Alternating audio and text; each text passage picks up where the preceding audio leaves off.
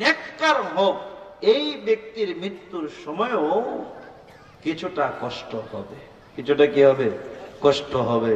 তবে এই কষ্ট থেকে বাঁচার উপায় আল্লাহ নবী বর্ণনা করেছেন। বলবো? আমল তো করবেন না, হ্যাঁ আমল তো করবেন না। কত ওয়াজ শুনে, আমার চেয়ে ভালো ওয়াজ এখানে পারে বহুত মানুষ আছে, সারাক্ষণ ওয়াজ শুনে, আছে না নাই? এক রিক্সাওয়ালা, আমি তারে খুব দ্রুত বলতেছি, ভাই দ্রুত যান, দ্রুত যান, নামাজটা যেন জামাতে পড়তে পারি। হুজুর এত পাগল হয়েছেন কি? আমি তো সারাক্ষণ ওয়াজ শুনি, তাও তো নামাজের জন্য এত পাগল হই না। কি কইলা? আমি সারাক্ষণ ওয়াজ শুনি, আপনি শুনবেন? হেডফোন খুলে দিচ্ছে, দিয়ে সাইদি সাহেবের ওয়াজ চলতেছে। সে সারাক্ষণ ওয়াজ শুনে কিন্তু নামাজের জন্য পাগল হয় নাই।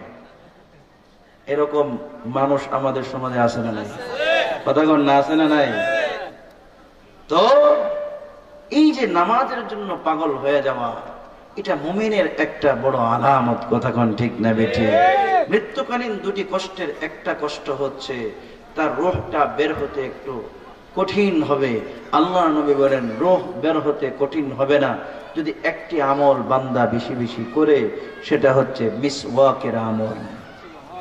জোরে বলেন না সুবহানাল্লাহ? আরো জোরে বলেন না সুবহানাল্লাহ? আল্লাহ নবী বলেন লাউলা আন্না শুক্কা আলা উম্মতি লা আমারতুহুম বিসওয়াক, যদি আমার উম্মতের কষ্ট না হয়ে যেত।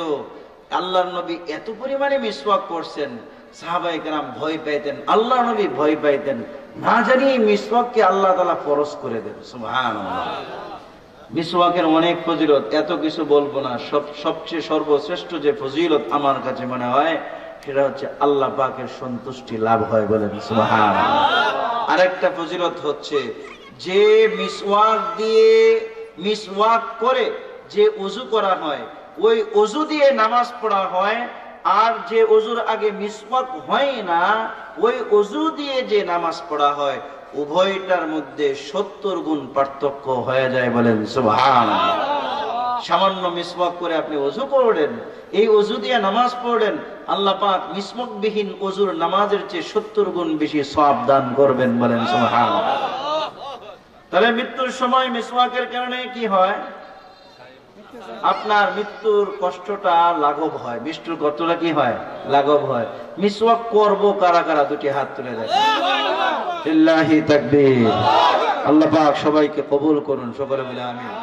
দ্বিতীয় নম্বর আমল, এটা সবাই হুদাই শুনবে কিন্তু মানবে না, থাক বাদ দেন। হ্যাঁ সবাই এমন ব্যক্তি কইছে যার আমল হয়ে গেছে, এমন কোন তো দেখি? আল্লাহর নবী বলেন, যে ব্যক্তি দাড়িকে লম্বা করবে, দাড়িকে কি করবে? লম্বা করবে। দাড়িকে যে ব্যক্তি রসুলের তরিকায়, সেই রসুল যেভাবে রেখেছেন এক মুষ্টির উপরে দাড়ি রাখবে, এই ব্যক্তির জন্য মৃত্যুর কষ্ট আল্লাহ পাক দূরীভূত করে দিবেন। বলেন সুবহানাল্লাহ। নাফসুল মুতমাইন্না ইরজিই ইলা রাব্বিকি রাদিয়াতাম মারদিয়া। বলেন সুবহানাল্লাহ। ওই ফেরেশতা ডেকে ডেকে বলবি, ও আল্লাহর বান্দা, দুনিয়ার জীবনে তোমার উপর কত কিছু গিয়েছে, কিন্তু সর্ব অবস্থায় তুমি আল্লাহর হুকুমগুলো সঠিকভাবে পালন করেছো। অভাবে আবার সচ্ছলতায়, দিনে রাতে, শীত হোক গরম হোক, বৃষ্টি হোক বানদিন হোক, কোন সময় তোমাকে মসজিদ থেকে কেউ আটকায় রাখতে পারে নাই। হাজারো ঝামেলার ভিতরে তুমি নামাজ পড়েছো।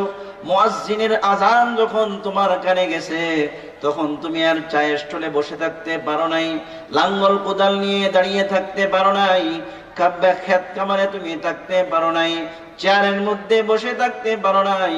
আজানের সাথে সাথেই পাগলের মতো মসজিদের দিকে ছুটে চলে এসেছো। বলেন সুবহানাল্লাহ। এমন কিছু মুসল্লি আছে না নাই? কথা বল না। আছে। আমি এমন মুসল্লি পেয়েছি বহুত, যে যারা হাজারো ঝড় ঝামেলা যত কিছু হোক নামাজ মিস নাই। বলেন সুবহানাল্লাহ। এবার আল্লাহ পাকের ফেরেশতা বলবে, ও আল্লাহর বান্দা, তুমি তোমার রবের সন্তুষ্টির দিকে ফিরে আসো এবং জান্নাতের দিকে ফিরে আসো, যে জান্নাতটি দুনিয়া সত্যমুখ জমিন সত্যমুখ আসমানের সমপরিমাণ বড়। বলেন সুবহানাল্লাহ। ওই ব্যক্তির রূহটা যখন বের হইতে থাকবে, ওই ব্যক্তির সাথে সাথে তার পকেট থেকে একটি রুমাল বের করবেন। এই রুমালটার মধ্যে তার রূহটাকে সুন্দরভাবে পেঁচাবেন। বলেন সুবহানাল্লাহ। নেককার হোক, এই ব্যক্তির মৃত্যুর সময়ও কিছুটা কষ্ট হবে। কিছুটা কি হবে? কষ্ট হবে। তবে এই কষ্ট থেকে বাঁচার উপায় আল্লাহর নবী বর্ণনা করেছেন। বলবো? আমল তো করবেন না, হ্যাঁ? আমল তো করবেন না। কত ওয়াজ শুনে, আমার চেয়ে ভালো ওয়াজ এখানে পারে বহুত মানুষ আছে। সারাক্ষণ ওয়াজ শুনে, আছে না নাই? এক রিক্সাওয়ালা, আমি তারে খুব দ্রুত বলতেছি, ভাই দ্রুত যান, দ্রুত যান, নামাজটা যেন জামাতে পড়তে পারি। হুজুর এত পাগল হয়েছেন কি? আমি তো সারাক্ষণ ওয়াজ শুনি, তাও তো নামাজের জন্য এত পাগল হই না। কি কইল? আমি সারাক্ষণ ওয়াজ শুনি, আপনি শুনবেন? হেডফোন খুলে দিচ্ছি, দিয়ে সাইদি সাহেবের ওয়াজ চলতেছে। সে সারাক্ষণ ওয়াজ শুনে কিন্তু নামাজের জন্য পাগল হয় নাই। এরকম মানুষ আমাদের সমাজে আছে না নাই? কথা কন না, আছে না নাই?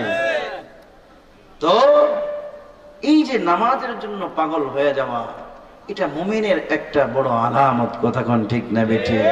মৃত্যুকালীন দুটি কষ্টের একটা কষ্ট হচ্ছে তার রূহটা বের হতে একটু কঠিন হবে। আল্লাহর নবী বলেন, রূহ বের হতে কঠিন হবে না যদি একটি আমল বান্দা বেশি বেশি করে, সেটা হচ্ছে মিসওয়াকের আমল। জোরে বলেন না সুবহানাল্লাহ। আরো জোরে বলেন না সুবহানাল্লাহ। আল্লাহ নবী বলেন, লাউলা আন্না শুক্কা আলা উম্মতি লা আমারতুহুম বিসওয়াক।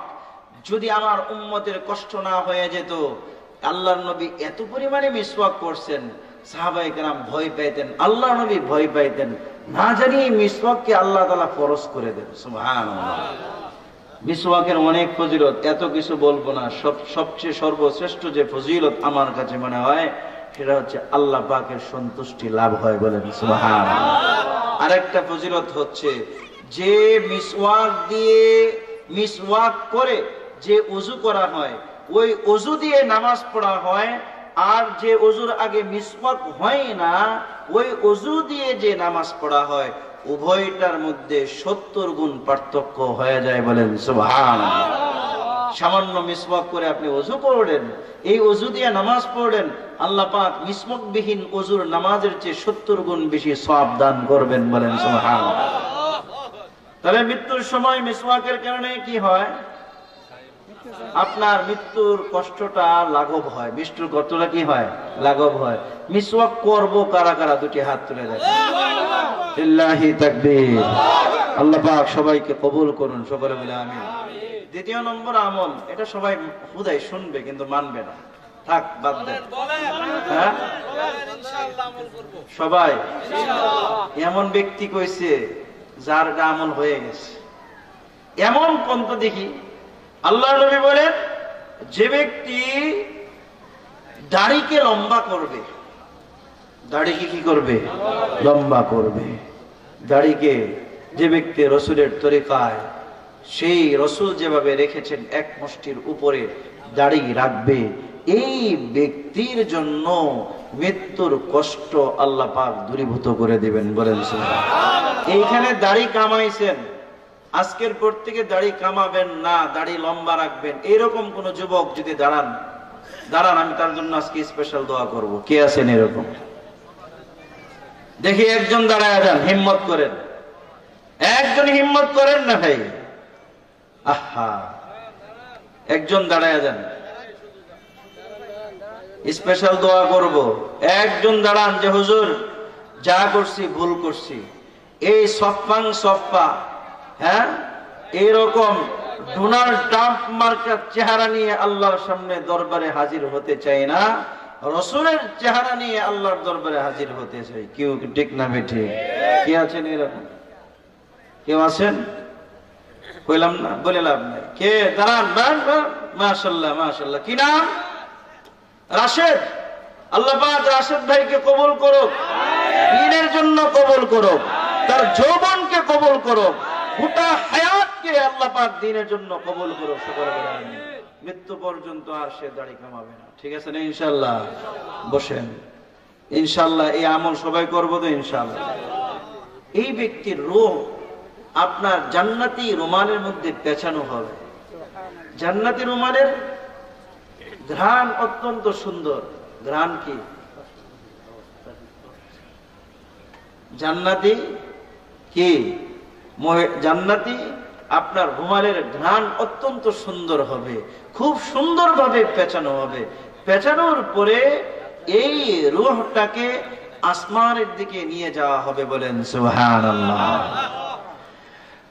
আল্লাহ নবী সাল্লাল্লাহু আলাইহি ওয়াসাল্লাম বলেন, এই রূহটাকে যখন এই জান্নাতি রুমালের মধ্যে পেঁচানো হবে, তখন এই জমিন পর্যন্ত এই ব্যক্তির জন্য কান্না করতে থাকবে আর বলতে থাকবে, ও আল্লাহর বান্দা, আমার উপর দিয়ে বহু মানুষ চলাফেরা করত, কিন্তু এইগুলোর মধ্যে সবচেয়ে আপন এবং সবচেয়ে উত্তম মানুষ তুমি ছিলে। বলেন সুবহানাল্লাহ।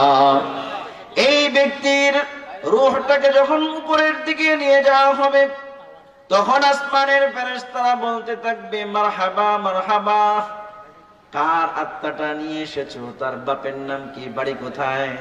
বলা হবে বালুকাতে বাড়ি, সিস্টুর মেহরা বাড়িতে বাড়ি, অমুকের ছেলে, অমুকের মেয়ে, অমুকের ছেলে, অমুকের মেয়ে, অমুক ব্যক্তি আল্লাহ পাকের সন্তুষ্ট হয়ে গেছে।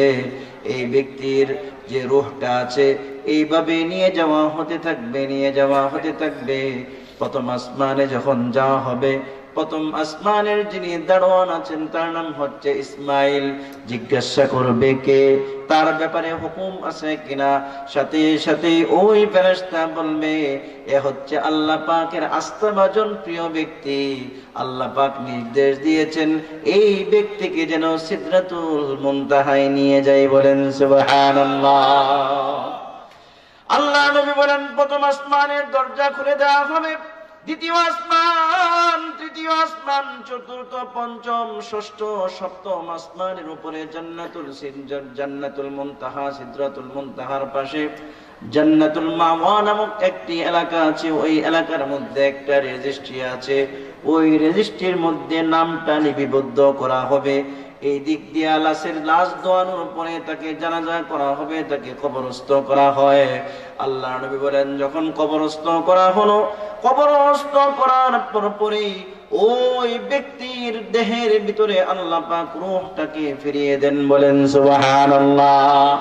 রূহকে যখন ফিরিয়ে দেন, ফিরিয়ে দেওয়ার সাথে সাথেই ফায়াতিহি মালাকান, দুজন ফেরেশতা তার কাছে আসে। আসার পরে বলে, মার রব্বুক, তোমার রব কে? ওমা দীনুক, তোমার দিন কি? ওমান হাদার রাজুলুল্লাযী বুইসা ফীকুম, তোমার রব কে, তোমার দিন কি? আর ওই ব্যক্তিকে যাকে তোমাদের নিকট প্রেরণ করা হয়েছিল। বলেন সুবহানাল্লাহ। যে ব্যক্তি রব চাহি জিন্দেগি পালন করেছে, দুনিয়াতে আল্লাহ পাকের সমস্ত হুকুম মেনেছে, দ্বীনের উপর অটল অবিচল ছিল, দিন দিয়া ব্যবসা করে নাই। কথা কোন ঠিক না বেঠিক? দিন দিয়া ব্যবসা করে বহু মানুষ আছে। কথা কোন? নির্বাচনের আগে টুপি এরকম বাঁকা করে লাগায় এসে বলে, আমিও তো আপনাদের মতো মুসলমান। কিন্তু যখন নির্বাচন চলে যায়, তখন সংসদের মধ্যে মুসলিম বিরোধী আইন পাশ হয় আর এরা বুবা শয়তান হয়ে যায়। কথা কোন ঠিক না বেঠিক? এইরকম বহু বুবা মার্কা মুসলমান আছে। ইসলামে বুবা থাকার কোনো সুযোগ নাই। কোরআনের বিরুদ্ধে আইন হবে, কোরআনের বিরুদ্ধে কথা বলবা, উলামায়ে কেরামের বিরুদ্ধে কথা বলবা, আর তাসবির বিচি নিয়ে মসজিদের সামনের কাতারে থাকবা, তুমি একটা মুনাফিক। তোমার এই ঈমান, তোমার এই আমলের আল্লাহ পাকের কাছে কোনো মূল্য নাই।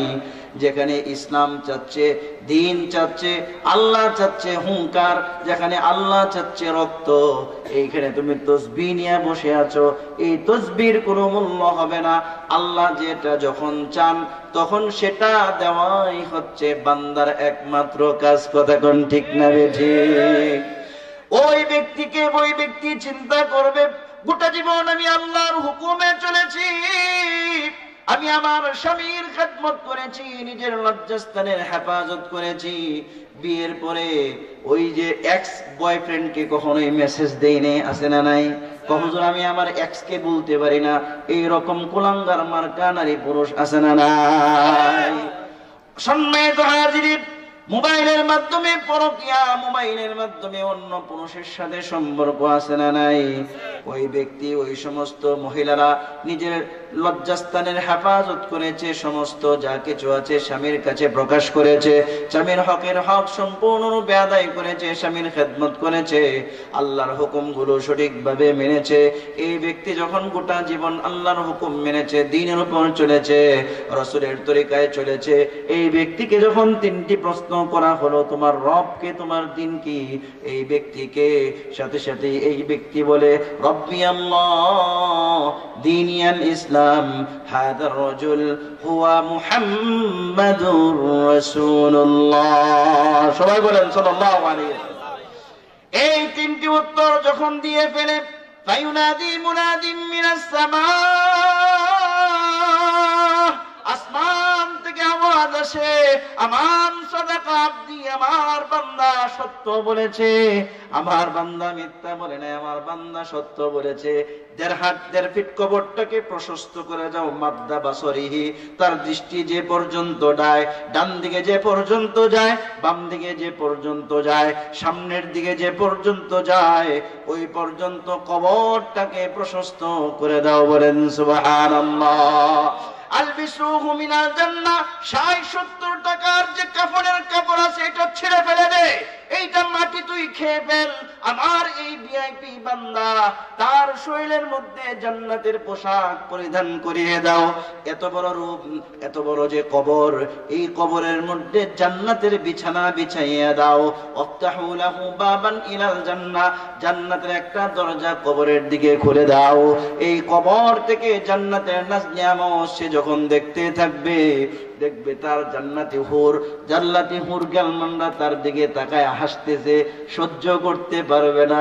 দুনিয়ার এই সাদা চামড়ার মেয়েগুলো যখন ছেলেদের দিকে তাকায়, ছেলেদের দিকে যখন হাসে, ছেলেগুলো কলিজা কেটে ফেলার জন্য প্রস্তুত হয়ে যায়। কথা কোন ঠিক না বেঠিক? মিথ্যা বলছি না। যে মেয়েকে সে ভালোবাসে, এই মেয়ের প্রথম অক্ষর যদি এস হয়, নিজের শরীর ক্ষত করে সে এস লেখে। কথা হয় না? আরে মেয়ে, তুমি যে মেয়ের পিছনে ভাগতেছো, এই মেয়ে যদি 1 মাস গোসল না করে আর আশপাশ যাইতে পারবা না।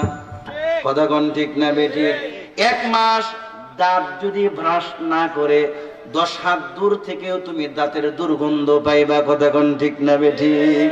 কিন্তু এই ব্যক্তি মৃত্যুর পরে যে জান্নাতের নাজ নিয়ামত দেখছে, জান্নাতীর যে হুর দেখছে, এই হুর গুলো দেখে এই কবরস্থ ব্যক্তি পাগলের মতো হয়ে যায়, দৌড় দিতে যায়। ফেরেশতারা কয়, মিয়া বসো, তোমার ওইখানে যাওয়ার এখনো সময় হয় নাই। নাম কানাউমাতিল আরুস। বলেন আল্লাহু আকবার। ওই ব্যক্তিকে বলা হয়, ও বান্দা, তুমি একদম নবদম্পতি বাসর ঘরে নির্দ্বিধায় নির্বিঘ্নে নিরাপত্তায় যেভাবে ঘুমায়, কেউ তাদের ডিস্টার্ব করে না। ও আল্লাহর বান্দা, তুমি এখন ঘুমিয়ে যাও, কুলবালিশটা নিয়ে সুন্দরভাবে তুমি ঘুমিয়ে যাও। এক ঘুম দিবে, 1000 বছর চলে যাবে। কিয়ামতের দিন যখন ফুৎকার হবে, ফুৎকারের পরে সে উঠবে আর বলবে, আমাকে কাঁচা ঘুমের মধ্যে কে জাগ্রত করেছে? জোরে বলেন না সুবহানাল্লাহ। আমার এই কাঁচা ঘুমের মধ্যে কে জাগাইলো? আল্লাহ নবী বলেন, আসরের পরে অথবা যোহরের পরে, খাওয়ার পরে আসর পর্যন্ত অনেক মানুষ একটু সময় ঘুমায় কি ঘুমায় না? কথা কোন, ঘুমায় কি ঘুমায় না? এই সময়টার মধ্যে কেউ যদি জাগা, আরে ভাই, কাঁচা ঘুমের মধ্যেও কেউ ফোন দেয়। কথা কোন ঠিক না বেঠিক?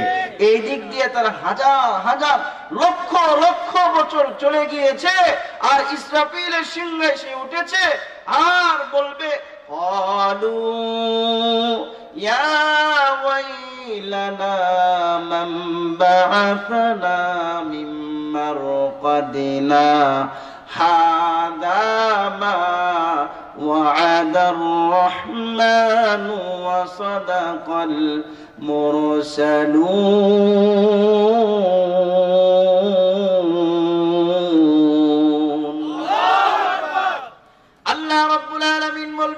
তোমাদেরকে জাগাইছি, কবরের মধ্যে তো তুমি একটা ফার্স্ট ইমিগ্রেশনের মধ্যে তুমি ছিলা, ইমিগ্রেশন শেষ, চেকআপ শেষ, সব কিছুই শেষ, ফ্লাইট রেডি, মিজানের পাল্লা রেডি, সবকিছুই রেডি। আমলনামা মিজানের পাল্লায় দেওয়া হবে, ডান হাতে জান্নাতের সার্টিফিকেট দেওয়া হবে, বিদ্যুৎ গতিতে ফুলসিরাত পার হয়ে যাবে, একদম 6000 কিলোমিটার 6 ঘন্টায় বাংলাদেশ থেকে সৌদি আরব চলে যায়। কথা কোন ঠিক না বেঠিক?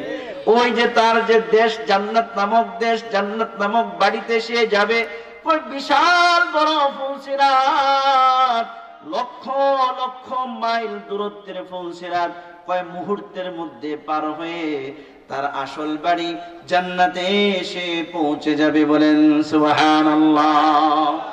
এর বিপরীতে যে ব্যক্তি বদকার হবে, নামাজ পড়ে নাই, রোজা রাখে নাই, হজ করে নাই, যাকাত দেয় নাই, পর্দা করে নাই, নিজের লজ্জাস্থানের হেফাজত করে নাই, স্বামীকে কথায় কথায় জ্বালাইছে, আছে না নাই? স্বামীরে কথায় কথায় জ্বালায়। মা বোনরা, আল্লাহ নবী মেরাজ থেকে আসার পরে বলছেন, দুটি কারণে আমি মহিলাদেরকে সবচেয়ে বেশি জাহান্নামে দেখেছি। এক নাম্বার কারণ হচ্ছে এরা হচ্ছে কিনা নাশকর, বেশি বেশি কি করে নাশকর করে, স্বামীর নাশুকরিয়া সবচেয়ে বেশি করে। কথা কোন ঠিক না বেঠিক? আল্লাহ নবী বলেন মহিলারা হচ্ছে এমন জাত, 18 বছর সকাল থেকে সন্ধ্যা তার সব মন মতো আপনি করলেন, সব কিছু করলেন, 18 বছরের মাথায় এসে যদি তার মনের বিপরীত কোনো কিছু করে বলেন, তখনই মা বোনরা বলে গোটাটা জীবন শেষ করে ফেলছে, তোমার কাছে কিচ্ছু পাই নাই। কথা কোন ঠিক না বেঠিক? আছে না নাই? মা বোনরা কি শুনতেছে নাকি? প্যান্ডেল আছে মহিলাদের? আচ্ছা, যাই হোক, হ্যাঁ শোনা যায়, যাই হোক। দ্বিতীয় নম্বর হচ্ছে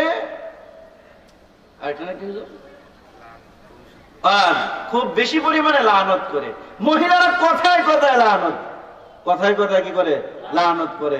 দেখবেন ঘর থেকে বাচ্চা গেছে গা বলে না করে, এই রাস্তা গিয়ে পরে মরতে পারিস না, এটা করতে পারিস না, ওইটা করতে পারিস না। কথা কোন ঠিক না বেঠিক?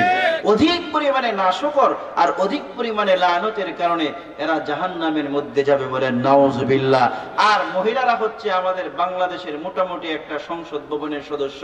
সংসদে যেমন গোটা জাতিকে নিয়ে আলোচনা হয়, দুজন মহিলা যদি বসে গোটা এলাকার কি খবর সবকিছু জানা যায়। কথা কোন ঠিক না?